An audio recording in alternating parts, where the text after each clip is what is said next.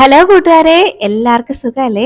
അപ്പോഴേതാണ്ട് നമ്മുടെ ഇഡ്ഡലി കുട്ടുവത്തിൽ ഇതുപോലെ നമ്മുടെ മധുരക്കിഴങ്ങുണ്ടല്ലോ, സ്വീറ്റ് പൊട്ടറ്റോ, അത് ഇതുപോലെ ഒന്ന് എടുത്ത് വെച്ചിട്ട് ഒരു 2 മുട്ടയും കൂടെ ചേർത്ത് ഉണ്ടാക്കാൻ പറ്റുന്ന നല്ല ടേസ്റ്റി ആയിട്ടുള്ള ഒരു അടിപൊളി റെസിപ്പിയാണ്. അപ്പോൾ ഇതെങ്ങനെ ഉണ്ടാക്കുന്നതെന്ന് കണ്ടു നോക്കാം. അതിന് മുന്നേ ചാനൽ ഇതുവരെ സബ്സ്ക്രൈബ് ചെയ്ത് ആരെങ്കിലും കാണുന്നുണ്ടെങ്കിൽ പ്ലീസ് ഒന്ന് സബ്സ്ക്രൈബ് ചെയ്തേക്കണേ. അപ്പോൾ ഇത് ഉണ്ടാക്കാൻ വേണ്ടിയതാണ്ട് ഞാൻ ഈ ഒരു വലുപ്പത്തിലുള്ള 2 മധുരക്കിഴങ്ങ് എടുത്തിട്ടുണ്ട്. അപ്പോൾ നമുക്ക് നന്നായിട്ടൊന്ന് ക്ലീൻ ആക്കി ഒന്ന് കട്ട് ചെയ്ത് കൊണ്ടുവരാം.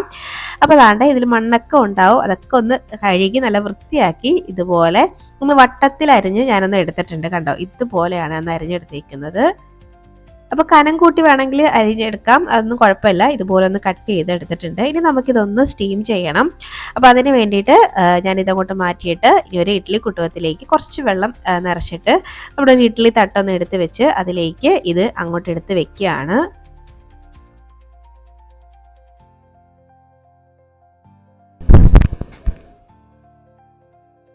അപ്പോൾ ദാണ്ട കേട്ടോ, ഞാനെല്ലാം ഇതുപോലെ ഒന്ന് നിരത്തി എടുത്ത് വെച്ച് കൊടുക്കുന്നുണ്ട്.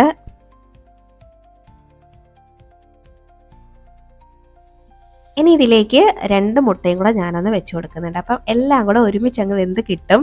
അതുകൊണ്ടാണ് കേട്ടോ 2 മുട്ടയും കൂടെ അങ്ങ് ചേർത്ത് കൊടുക്കുന്നത്. അപ്പോൾ ഇതിലേക്ക് നമുക്ക് അങ്ങോട്ട് വെച്ച് കൊടുക്കാം. ഇനി ഈ ഇഡ്ഡലി തട്ടൊന്ന് അടച്ച് വെച്ചിട്ട് നമുക്കൊരു 15 മിനിറ്റ് ഒന്ന് സ്റ്റീം ആക്കി എടുക്കണം. അപ്പോൾ 15 മിനിറ്റ് കൊണ്ട് തന്നെ ഇതെല്ലാം നന്നായിട്ട് വെന്ത് കിട്ടും. അപ്പോൾ ഞാനിന്ന് അടുപ്പത്തേക്ക് മാറ്റുന്നുണ്ട്. അപ്പോൾ അതാണ്ട് ഒരു 15 മിനിറ്റ് ആയിട്ടുണ്ടായിരുന്നു. അപ്പോൾ ഞാൻ തീയൊക്കെ ഓഫാക്കി എടുത്തുകൊണ്ട് വന്നേക്കാണ്.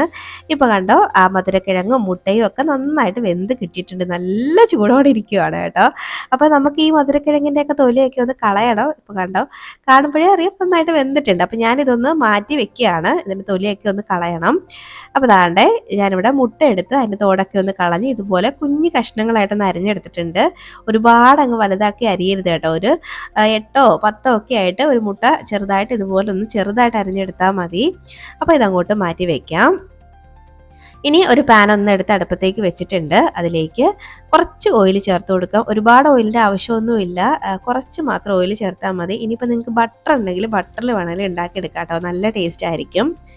അപ്പോൾ ഈ എണ്ണ ഒന്ന് ചൂടായി വരട്ടെ.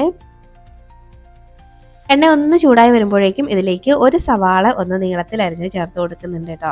അപ്പോൾ സവാള പൊടി പൊടിയായിട്ട് അരിഞ്ഞാലും കുഴപ്പമില്ല, ഇഷ്ടമുള്ള രീതിയിലൊക്കെ അരിഞ്ഞെടുക്കുക. ഒരുപാട് കനം കൂട്ടി അരിയണ്ട കേട്ടോ.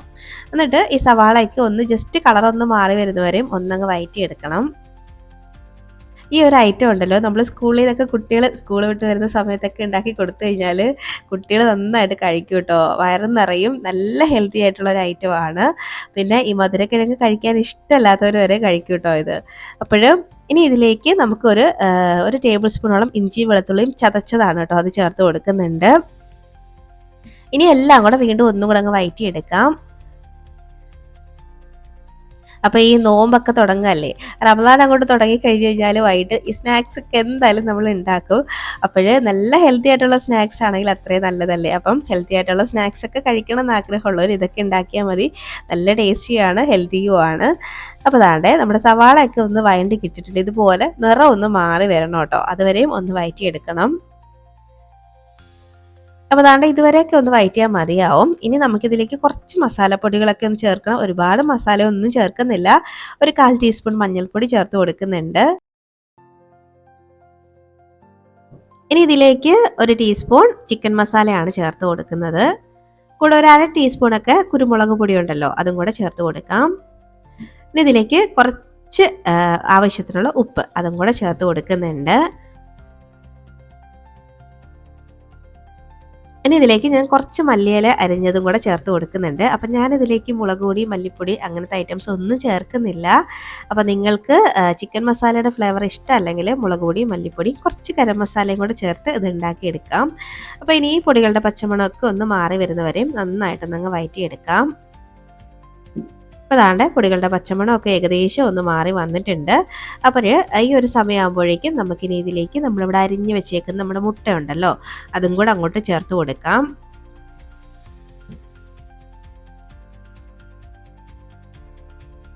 മുട്ടയും കൂടെ ചേർത്തിട്ട് ഇനി ഇതെല്ലാം കൂടെ നന്നായിട്ട് മിക്സ് ആവുന്ന രീതിയിൽ ഒന്നങ്ങ് വഴറ്റി കൊടുക്കാം. ആ മസാലയൊക്കെ മുട്ടയിലോട്ടൊന്ന് ചെറുതായിട്ടൊന്ന് പിടിച്ച് വരണേ. അങ്ങനെ ഒന്ന് വഴറ്റിയെടുക്കുക. കുറച്ച് സമയം ഒരു 1-2 മിനിറ്റ് നന്നായിട്ടൊന്നങ്ങ് വഴറ്റിയെടുക്കാം. അപ്പോൾ ഈ ഒരു സമയം ഉപ്പൊക്കെ ചെക്ക് ചെയ്തിട്ട് ഉപ്പ് വേണമെങ്കിൽ ചേർത്ത് കൊടുക്കണേ. എനിക്കിപ്പോൾ കറക്റ്റായിരുന്നു ഉപ്പ്, അതുകൊണ്ട് ഞാനിനി ഇതിലേക്ക് ഉപ്പൊന്നും ചേർക്കുന്നില്ല. ഇനി ഇപ്പോൾ ഒന്ന് റെഡി ആയിട്ട് വന്നിട്ടുണ്ട്. അപ്പോൾ മസാലയ്ക്ക് ഏകദേശം ഒന്ന് പിടിച്ച് വന്നിട്ടുണ്ട്. അപ്പോൾ ഈ ഒരു സമയമാകുമ്പോഴേക്കും നമുക്ക് ഇനി ഈ ഫ്ലെയിം അങ്ങ് ഓഫ് ആക്കിയിട്ട് നമുക്കിതൊന്ന് തണുക്കാനായിട്ട് വെയിറ്റ് ചെയ്യാവേ. അപ്പോൾ നമ്മുടെ ആ ഒരു ഫില്ലിംഗ് ഇവിടെ റെഡി ആയിട്ടുണ്ട്. അപ്പോൾ ഇത് അവിടെ നിന്നൊന്ന് തണുത്ത് വരട്ടെ. അപ്പോൾ ദാണ്ടെ നമ്മുടെ മധുരക്കിഴങ്ങെല്ലാം അതിൻ്റെ ആ ഒരു തൊലിയൊക്കെ കളഞ്ഞ് ഞാനൊന്ന് എടുത്ത് കൊണ്ടുവന്നിട്ടുണ്ട്. അപ്പോൾ ഇനി കണ്ടോ, ഇതുപോലെ ഒരുപാട് അങ്ങ് വെന്ത് കുഴയരുത്. ഈ ഒരു പാകത്തിന് വേണം കേട്ടോ വേവിച്ചെടുക്കാനായിട്ട്. അപ്പോൾ ഇനി നമുക്കിതൊന്ന് നന്നായിട്ടൊന്ന് ഉടച്ചെടുക്കണം. ഞാനിവിടെ ഒരു പൊട്ടറ്റോ മാഷർ വെച്ചിട്ട് ഒന്ന് ഉടച്ചെടുക്കുകയാണ്. അപ്പോൾ നന്നായിട്ട് ഒന്ന് ഇതുപോലെ ഒന്ന് മാഷ് ചെയ്തെടുക്കാം.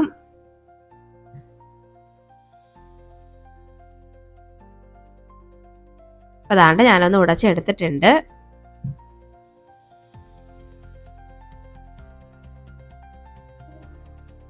അപ്പോൾ ദാണ്ടെ ഇതുപോലെ ഒന്ന് ഉടച്ചെടുത്തിട്ടുണ്ട്. ഇനി ഇതിലേക്ക് ഞാനൊരു 1/4 കപ്പോളം ഗോതമ്പ് പൊടിയും കൂടെ ചേർത്ത് കൊടുക്കുന്നുണ്ട് കേട്ടോ. അപ്പോൾ നിങ്ങൾക്ക് ഈ ഗോതമ്പ് പൊടിക്ക് പകരം ബ്രെഡ് ക്രംസ് യൂസ് ചെയ്യാം കേട്ടോ, അല്ലെങ്കിൽ അവലൊക്കെ പൊടിച്ച് നമുക്ക് യൂസ് ചെയ്യാം, അല്ലെങ്കിൽ റവ ഒരു 1/2 കപ്പ് ചേർത്ത് കൊടുക്കാം, പിന്നെ മൈദ ചേർത്ത് കൊടുക്കാം. അതൊക്കെ നിങ്ങളുടെ ഇഷ്ടമാണ്. ഞാൻ ഗോതമ്പ് പൊടിയാണ് കേട്ടോ ചേർത്ത് കൊടുക്കുന്നത്.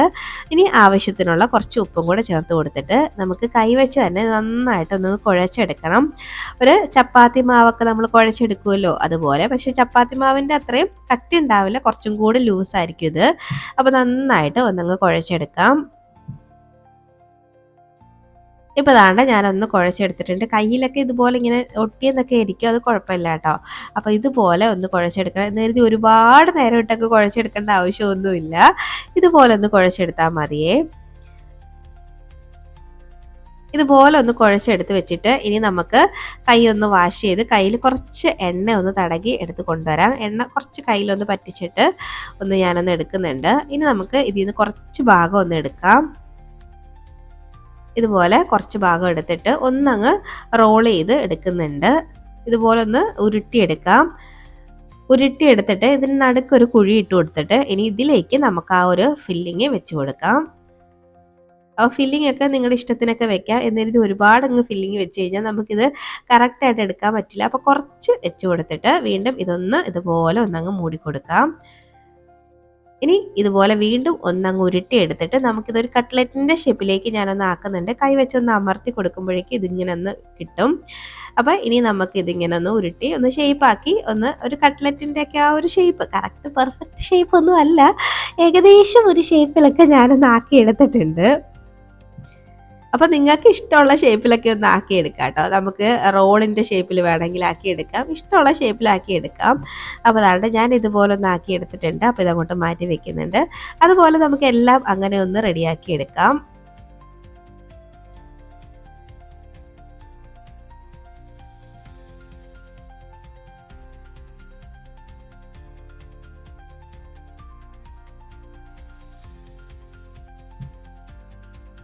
അപ്പോൾ നമ്മളിത് ഈ ഒരു ഫില്ലിങ് ഉണ്ടാക്കുന്നത് വേണമെങ്കിൽ നമുക്ക് മധുരത്തിൻ്റെ എന്തെങ്കിലും പഴമൊക്കെ വെച്ചിട്ടോ അല്ലെങ്കിൽ തേങ്ങയും ശർക്കരയൊക്കെ വെച്ചിട്ട് അങ്ങനെയുള്ള ഫില്ലിങ്ങും നമുക്ക് ആക്കാം. അതൊക്കെ നമ്മുടെ ഇഷ്ടമാണ് കേട്ടോ. ഫില്ലിങ് നമുക്ക് ഏത് രീതിയിൽ വേണമെങ്കിലും ചെയ്തെടുക്കാം. അപ്പോൾ അതാണ്ട് ഇതുപോലെ ഞാനൊന്ന് ആക്കുന്നുണ്ട്. അപ്പോൾ എല്ലാം ഇതുപോലെ ഒന്ന് ആക്കി കൊണ്ടുവരാം. ഇപ്പോൾ ദാണ്ടെ ഞാൻ ഇത്രയും ആണ് ഇതിൽ നിന്ന് കിട്ടിയിട്ടുള്ളത്. ഈ ഒരു ഈ ഒരു മധുരക്കിഴങ്ങിൻ്റെ ഇതിൽ നിന്ന് നമുക്ക് കിട്ടിയിട്ടുള്ളത് ഇത്രയും എണ്ണമാണ് കേട്ടോ. ഒരു 6 എണ്ണം കിട്ടിയിട്ടുണ്ട്. അപ്പോൾ ഇനി നമുക്കിതൊന്ന് വേവിച്ചെടുക്കാൻ ഞാനൊരു ദോശപ്പാനാണ് കേട്ടോ അത് അടുപ്പത്തേക്ക് വെച്ചേക്കുന്നത്. അതിൽ കുറച്ച് ബട്ടർ ചേർത്ത് കൊടുത്തിട്ടുണ്ട്. അപ്പം നിങ്ങൾക്ക് ബട്ടർ വേണമെങ്കിൽ ഒഴിവാക്കാം, കുറച്ച് നെയ്യ് ചേർത്ത് കൊടുക്കാം. ഇതൊന്നും ഇല്ലാതെ നമുക്കിതൊന്ന് ഫ്രൈ ആക്കി എടുക്കാം കേട്ടോ.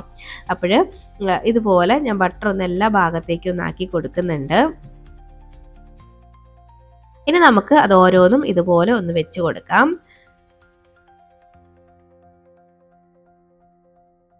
ഇതങ്ങോട്ട് ഫ്രൈ ആയിട്ട് വരുമ്പോഴേക്കും നല്ലൊരു മണം, ശരിക്കും പറയും മുട്ട പപ്സ് ഒക്കെ ഉണ്ടാക്കുമ്പോൾ ഉണ്ടാകുന്ന ഒരു മണം ഉണ്ടല്ലോ, അതുപോലൊരു മണമായിരുന്നു കേട്ടോ ഇത് ഉണ്ടാക്കുമ്പോൾ. ആ ഒരു ബാറ്ററിനും ആ ഒരു ഫില്ലിങ്ങിന് നമ്മുടെ മുട്ട പപ്സിൻ്റെ ഒരു ടേസ്റ്റാണ്, അതായത് മുട്ട പപ്സിനകത്തിരിക്കുന്ന ആ ഒരു ഫില്ലിങ്ങിൻ്റെ ടേസ്റ്റാണ് കേട്ടോ. അപ്പോൾ അതാണ്ട് ഒരു സൈഡൊക്കെ ഒന്ന് റെഡിയായിട്ട് വരുമ്പോഴേക്കും നമുക്കിതുപോലെ തിരിച്ചിട്ട് കൊടുക്കാം. അപ്പോൾ ഒരു ലോ ഫ്ലെയിമിൽ വെച്ചിട്ട് ഒന്ന് വേവിച്ചെടുത്താൽ മതി. കാര്യം നമ്മൾ ഇതിലേക്ക് ഗോതമ്പ് പൊടി ചേർത്തിട്ടുണ്ടായിരുന്നു, അതൊന്ന് വെന്ത് കിട്ടണം. അപ്പം നമ്മൾ ഇതുപോലെ തിരിച്ചിട്ടിട്ട് ഒന്ന് ചെറിയ തീയിൽ, ഒരുപാട് ഹൈ ഫ്ലെയിമിലൊന്നും വെക്കേണ്ട, ലോ ടു മീഡിയം ഫ്ലെയിമിൽ വെച്ചിട്ട് ഒന്ന് വേവിച്ചെടുത്താൽ മതി. അപ്പോൾ ഈ ഒരു സൈഡും കൂടെ ഒന്ന് വെന്ത് വരട്ടെ.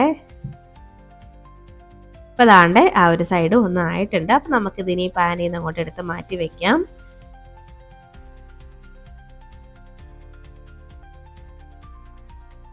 അതാണ്ട് ഞാനെല്ലാം പാനിൽ നിന്നൊന്ന് എടുത്ത് മാറ്റുന്നുണ്ട്.